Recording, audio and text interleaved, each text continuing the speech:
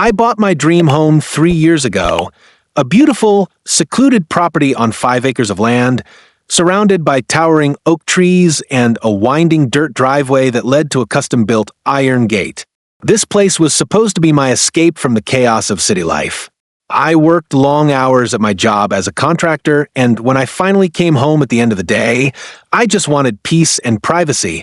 Unfortunately, I didn't account for one very destructive force of nature, my neighbor Karen. Karen was a proud, loud, and self-appointed enforcer of the local homeowners association. Even though, let me be very clear, my house wasn't part of the HOA. The moment I moved in, she seemed to decide it was her personal mission to educate me on the rules of the neighborhood. From the way my grass was cut to where my trash cans sat, she always had something to complain about. At first, I tried to be polite. I told her again and again that I was not under the HOA's jurisdiction, so their rules didn't apply to me, but that only seemed to make her angrier. And that's when she started escalating. The real trouble began with my front gate. It was there for two reasons: privacy and safety. I have a couple of dogs that roam the property, and I don't like random cars driving up to my house. Most of my friends and delivery drivers knew the code or called me before coming. But Karen? She seemed to think she had some sort of right to come onto my land whenever she pleased.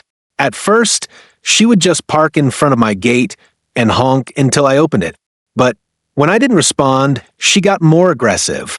One day, I checked my security cameras and nearly fell out of my chair. There she was, flooring it in her SUV, blasting through my gate like a battering ram. The metal was bent, one hinge was completely ripped off, and my dogs barely scrambled out of the way in time. I was furious.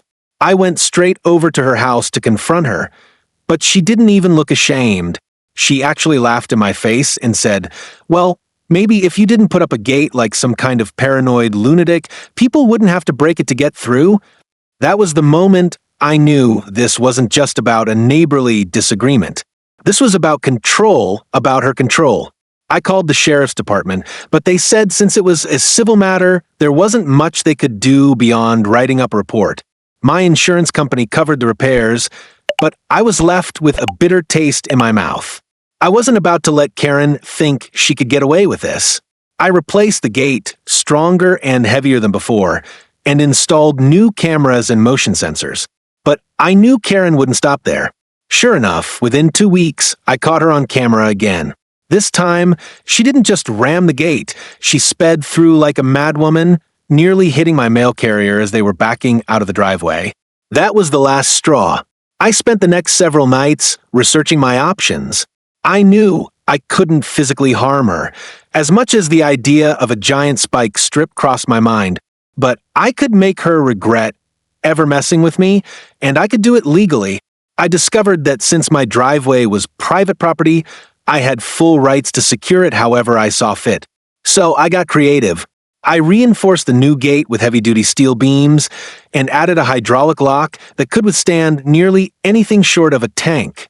But the Real genius came with the deterrent I added next: a motion-activated sprinkler system hooked up to a thick mix of biodegradable paint and water.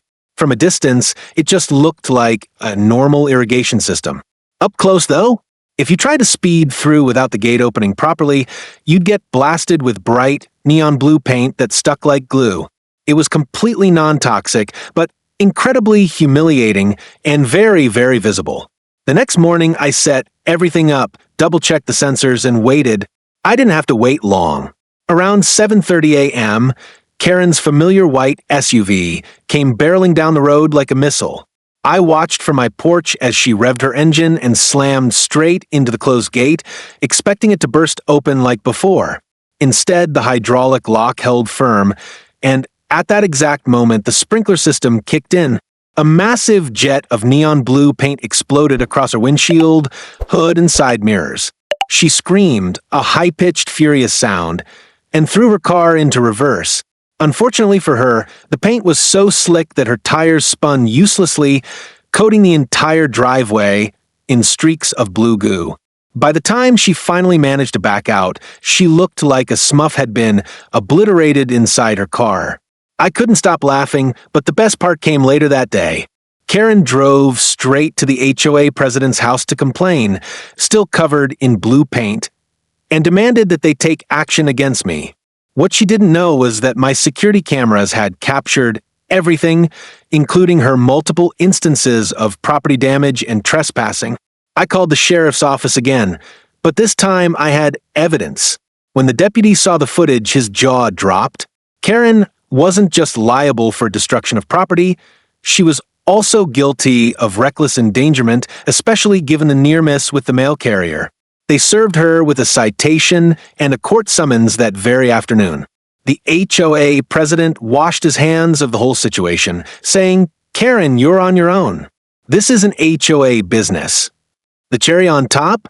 When Karen tried to claim I had vandalized her car with paint, the deputy simply pointed to the time-stamped footage of her crashing into my gate and said, "Ma'am, you did that to yourself."